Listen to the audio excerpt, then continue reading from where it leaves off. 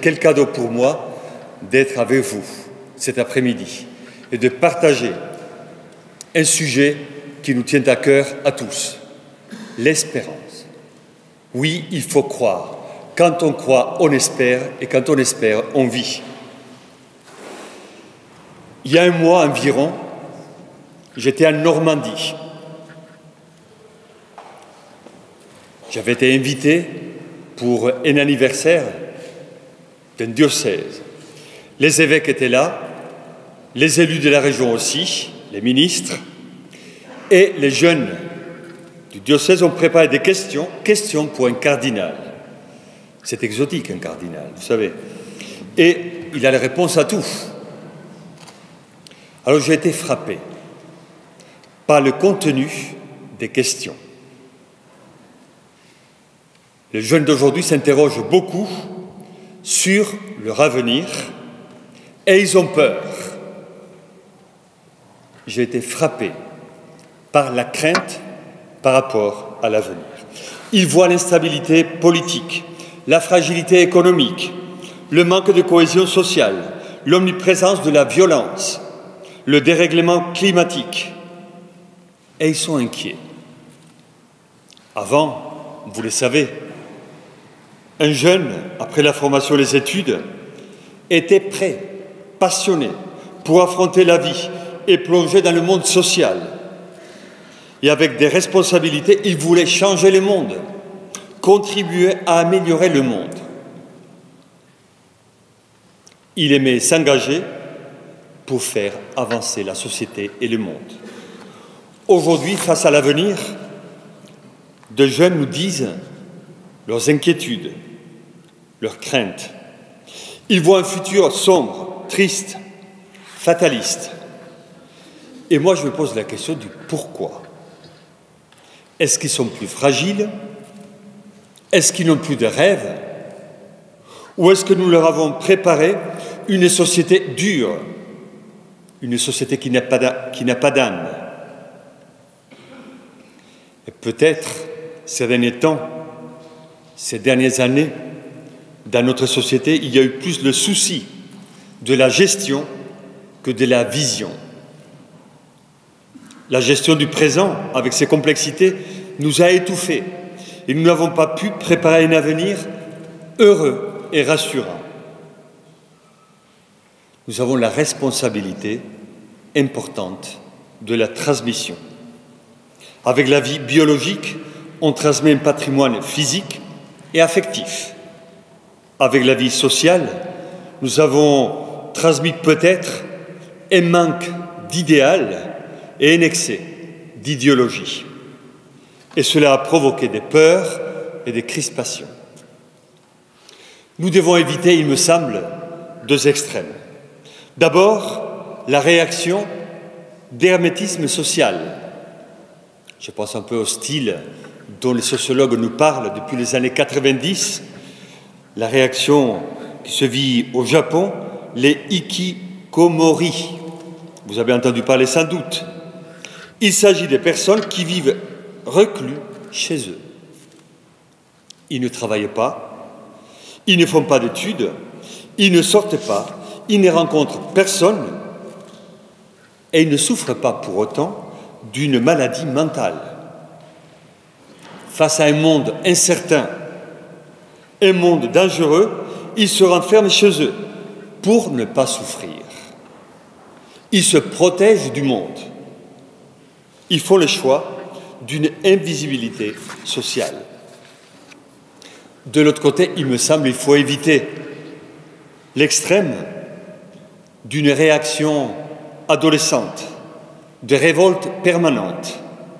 Puisque le monde va mal, puisqu'on nous laisse une situation sociale insupportable, on décide de vivre, non pas pour la société, mais contre la société.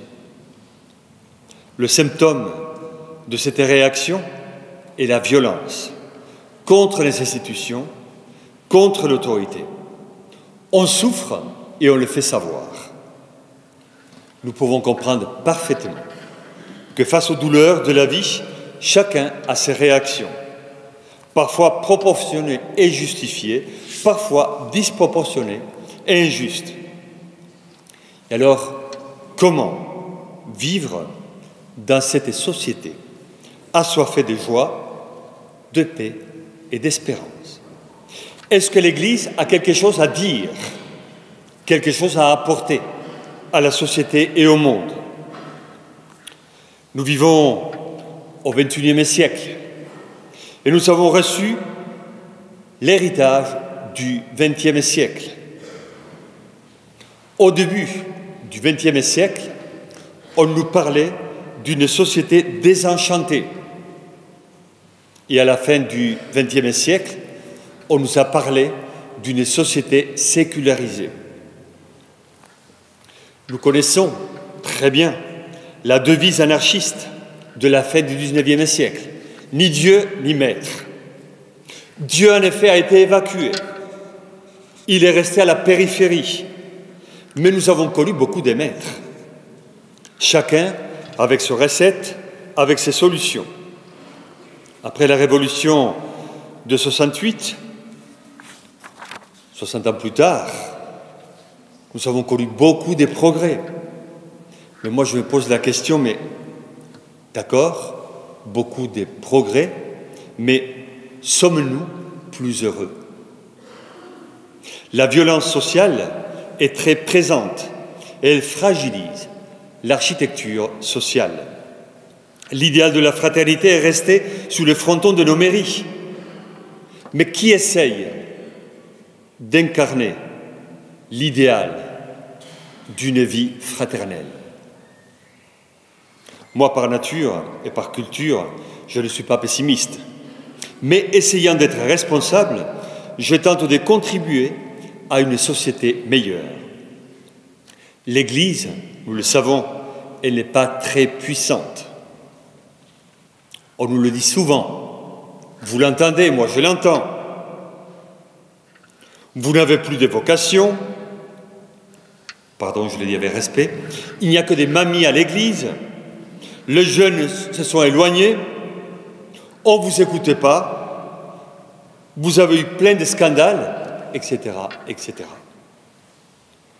Et dans ce contexte, et avec ces provocations, nous rencontrons de jeunes qui cherchent des repères spirituels solides. Souvent, beaucoup de jeunes et de moins jeunes, ils cherchent la spiritualité, mais à travers des voies exotiques. Ils partent au Tibet, en Inde, en Amazonie. Ils partent loin parce qu'ils veulent se retrouver de près. Et vous le voyez ici comme ailleurs, beaucoup de jeunes adultes demandent le baptême. Ils n'ont pas connu le cléricalisme ou la domination de l'Église. Ils ont connu le vide spirituel. Aujourd'hui, rencontrer un prêtre, c'est parfois compliqué. Il y a peu de prêtres et très pris par le ministère. Et des personnes veulent rencontrer aussi des prêtres, des hommes d'église, des guides spirituels. Dans la vie d'adulte, nous les voyons tous les jours. Après une vie épuisée, dans l'avoir, le pouvoir, le faire, le savoir, nous rencontrons des personnes qui sont vides à l'intérieur. L'être n'a pas été soigné. L'être profond, notre identité, n'a pas été accompagné. Dans la vie sociale, ils ont soigné le personnage, mais ils n'ont pas soigné la personne. Alors je vous propose deux pistes pour vivre dans l'espérance, dans un monde en quête de repères. La voie de la réparation et la voie de la vision. Il y a quelque temps, j'avais parlé de ça avec quelqu'un, avec un député, il m'a dit « mais c'est presque un projet politique ». Non, c'est un projet évangélique. D'abord, la voie de la réparation. Le franciscain qui vous parle n'a pas oublié les paroles puissantes du Christ à saint François, quand il se pose des questions, il se cherche. François va, répare mon Église. Saint François est l'homme de la réparation. Et on répare quelque chose qui a été abîmé. On lui redonne sa beauté des origines. Mais pour réparer, il faut de la force, de la volonté, de l'espérance. Dans les années 70 et 80, il y a eu la réparation de la chapelle Sixtine à Rome. Avant de réparer les fresques et les couleurs, il a fallu réparer les fissures des fresques. Il y a eu un nettoyage préliminaire. Ceux qui avaient la responsabilité de soigner les fresques, ils ont vu l'épaisseur de l'ombre de presque 5 siècles de suie, de fumée, de poussière. On voyait un bleu, mais il était assombri. Il y avait des couches de fumée, de poussière, qui avaient assombri ces couleurs célestes. Le processus de nettoyage de la chapelle Sixtine me fait penser au processus de dégradation qui pourrait toucher nos vies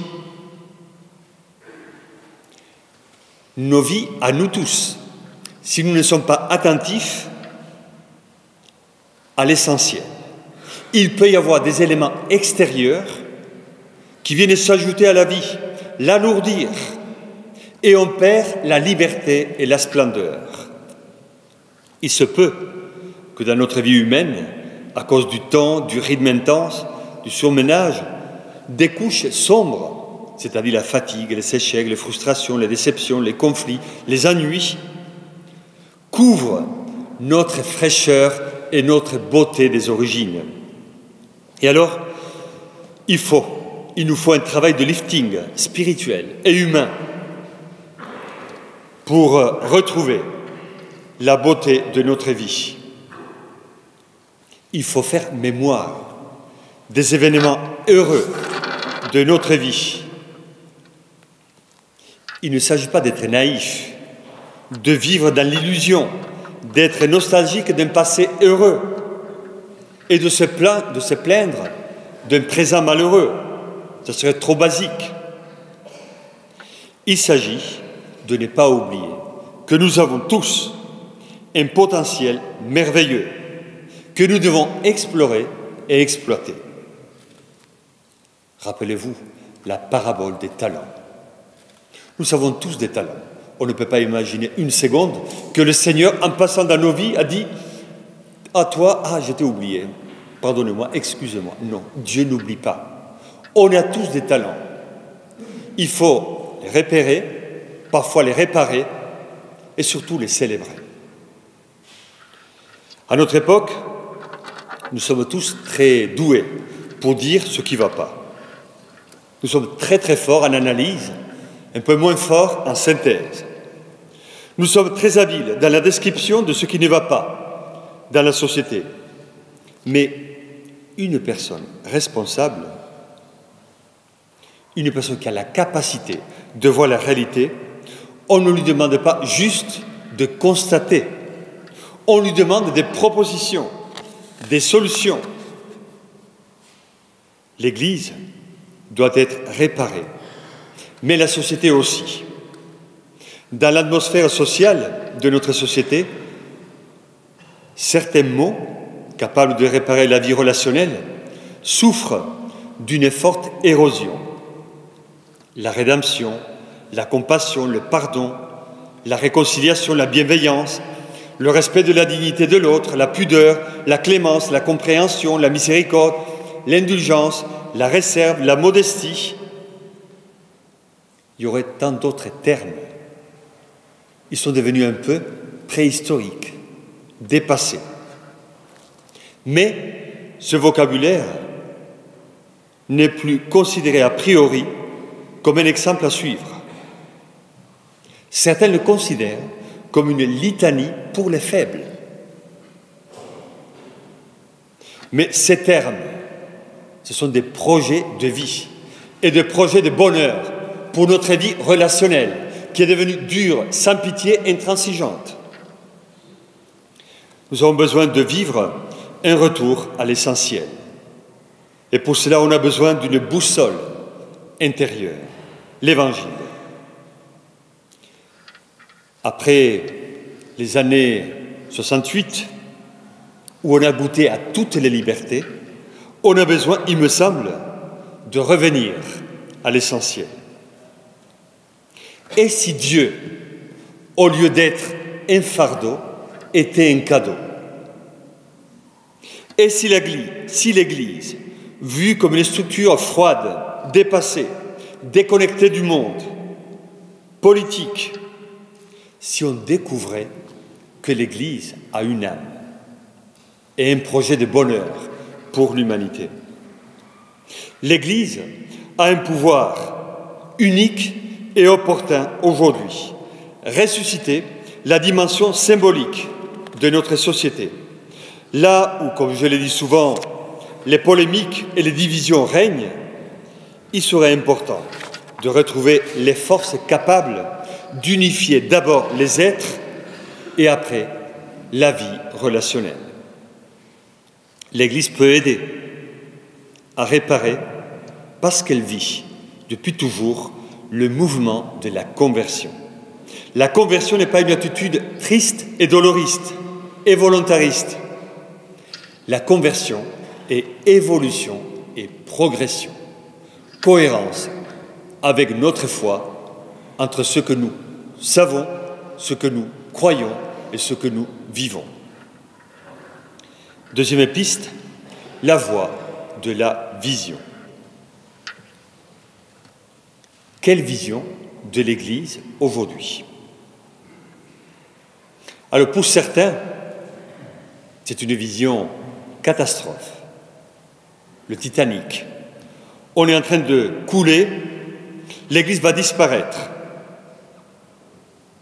Comme j'ai dit tout à l'heure, on nous le dit souvent, l'Église manque de vocation, l'âge moyen des catholiques est élevé, nous avons des assemblées maigres, il y a une désaffection des familles, la société n'est plus chrétienne, donc on est en train de couler. Une autre vision, une vision conformiste. Tout va mal, mais la politique aussi va mal, les finances et l'économie aussi, d'autres religions vont mal aussi, donc on se console en se comparant aux autres. Après, il y a la vision messianiste. La situation est tragique, mais nous avons une solution.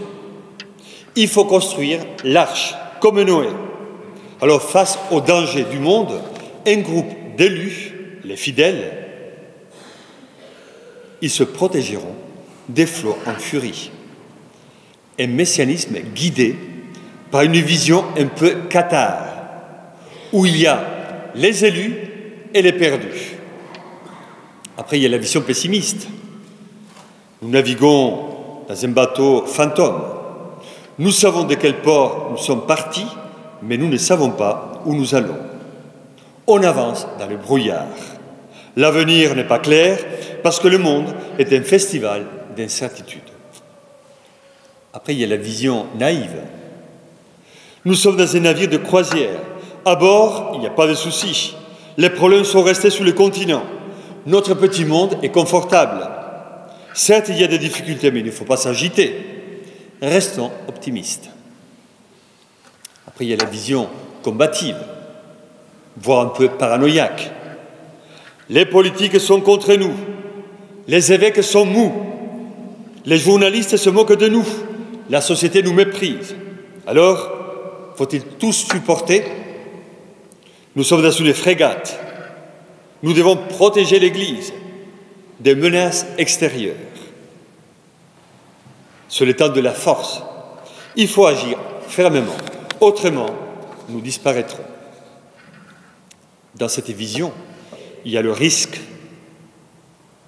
que le salut vienne non pas du Seigneur et du Sauveur, mais de nous-mêmes, de notre volonté et de notre force.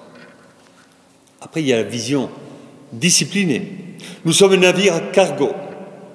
Nous transportons un énorme patrimoine ecclésial d'un lieu à un autre, d'un port à un autre. C'est ce qu'on a toujours fait. Mais un patrimoine qui n'est pas exploité. Après, il y a la vision de connexion. Nous sommes dans des ferries. Les Corses, nous les connaissons bien. On transporte des personnes d'un point à un autre, d'une rive à une autre. L'action n'est pas spectaculaire, mais elle est efficace. Cette vision favorise la communication et les contacts. Jésus l'a dit souvent dans l'Évangile. Passons sur l'autre rive. Il ne s'agit pas de fuir la dure réalité, mais d'explorer d'autres voies, de s'ouvrir à la créativité de l'Esprit de Dieu.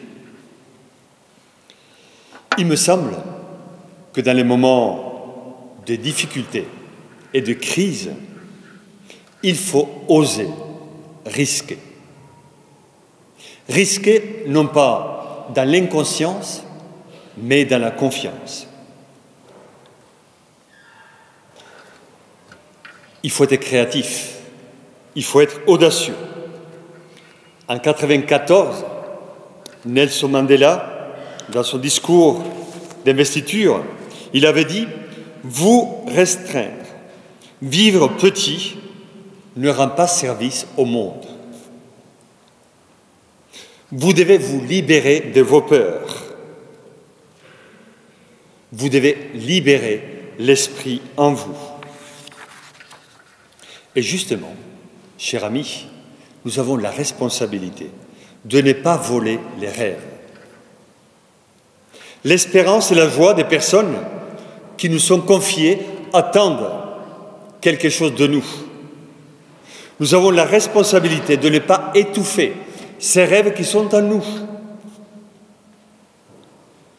Nous avons la responsabilité de ne pas voir un monde petit, de ne pas sombrer, comme je le dis souvent aussi, dans le syndrome de Calimero. Vous connaissez, c'est trop injuste, c'est trop dur, tout va mal. Et on rentre dans le livre des Lamentations.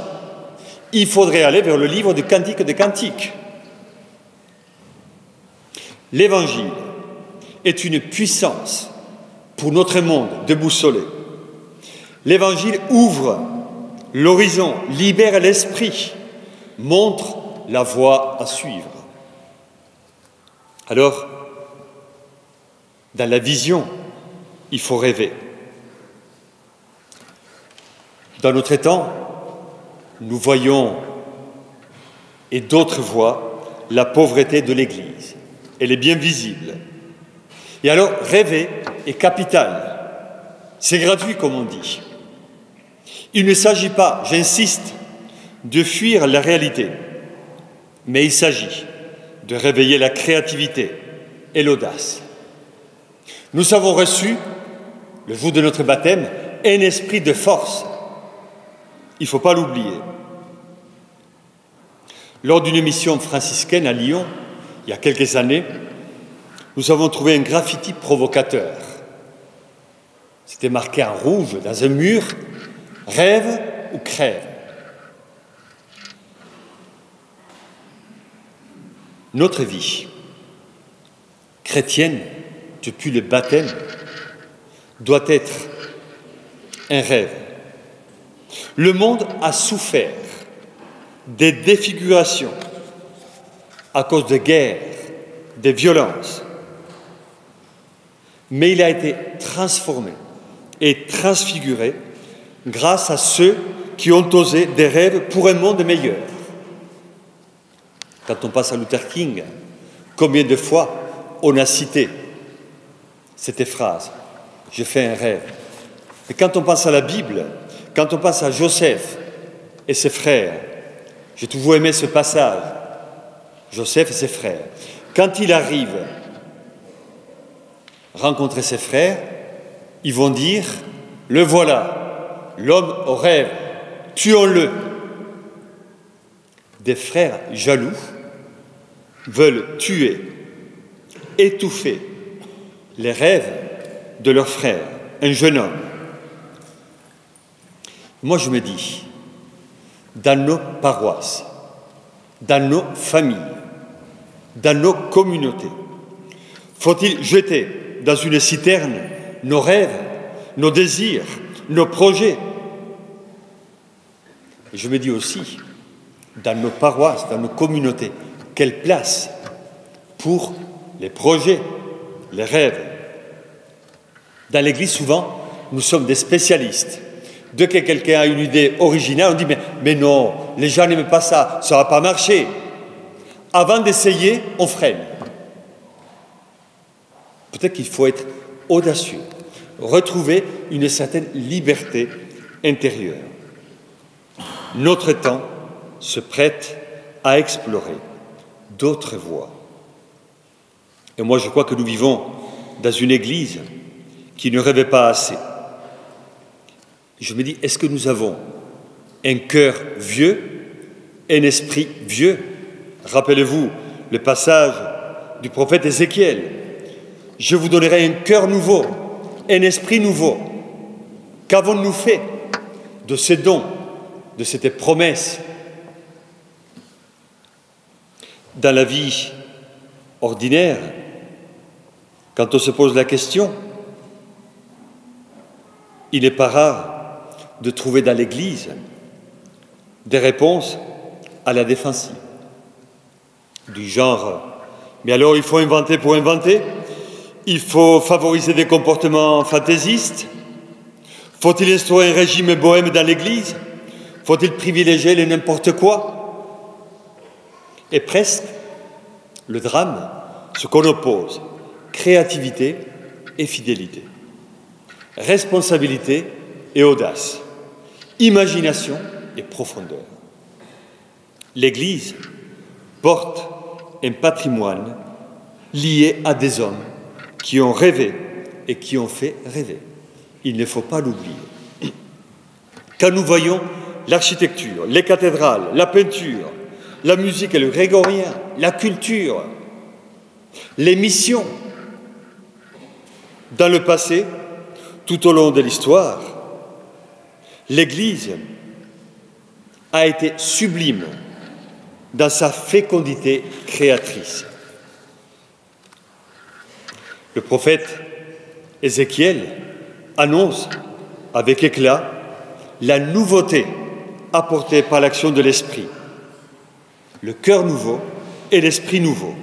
Dans le passé, certains ont écouté et vécu cette provocation.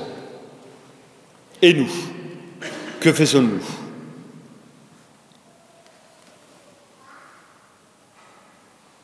Dieu s'engage pour que notre vie soit meilleure. Je vous donnerai un cœur nouveau, c'est vous Ézéchiel, je vous donnerai un esprit nouveau, je ferai que vous marchiez selon mes lois. Dieu s'engage, il y a le jeu de Dieu. Nous ne sommes pas seuls, nous ne sommes pas abandonnés, vous le savez. La peur ancestrale de l'homme, c'est la peur de l'abandon. Nous ne sommes pas abandonnés. Et nous risquons de céder à cette peur en nous disant on est seul, on est âgé, on est fatigué, on est pauvre, on n'a pas de jeunes et on pleure. Dans le passé, l'Église a fait rêver et aujourd'hui on fait pleurer. Il y a un problème. Rappelons-nous que dans l'Ancien Testament, c'est toujours du petit reste qui naît le peuple fidèle à l'Alliance. Dans la fidélité, il y a toujours une fécondité. Donc Dieu est avec nous, Dieu s'engage. Je vous donnerai un cœur nouveau. Donc n'ayons pas peur. Dans l'évangile de Jean, Jésus dit, je ne vous laisse pas orphelins. Dans l'évangile de Matthieu, je suis avec vous jusqu'à la fin du monde. Alors, allons de l'avant. La nouvelle création commence par le cœur. Dieu change le cœur. Dieu ne rêve pas d'un cœur vieux, d'un esprit vieux. Dans la nouveauté de Dieu, il y a toujours la force et la joie. Et si je passe du prophète Ézéchiel à Jésus, il y a des paroles puissantes dans le discours de la montagne. Discours inaugural. Jésus commence son ministère, une nouvelle création. Jésus ouvrant la bouche, une nouvelle création, comme dans la Genèse. Dieu dit et cela fut. Jésus commence et il dit, vous avez entendu, moi je vous dis. Dans le « moi je vous dis », il y a une nouveauté, un changement. Jésus agit. Jésus change le monde. Thérèse d'Avila, Sainte Thérèse d'Avila, avait dit, avec beaucoup de liberté, à un moment dans ma vie, j'avais l'âme fatiguée, elle est devenue passionnée. Quand on entend la voix de Jésus, quand on écoute la parole de Jésus, on devient des êtres passionnés. Jésus, il a dit dans le discours de la montagne, vous avez entendu, moi je vous dis, et il nous apporte une nouveauté extraordinaire. Aimez-vous les uns les autres, aimez vos ennemis. Ne jugez pas, ne condamnez pas, donnez, soyez miséricordieux. Jésus ouvre une perspective nouvelle. Jésus ouvre une manière nouvelle d'être avec les autres. Dans cette nouveauté, il n'y a pas l'espace pour la vengeance, pour la violence. Jésus inaugure la voie de la bienveillance.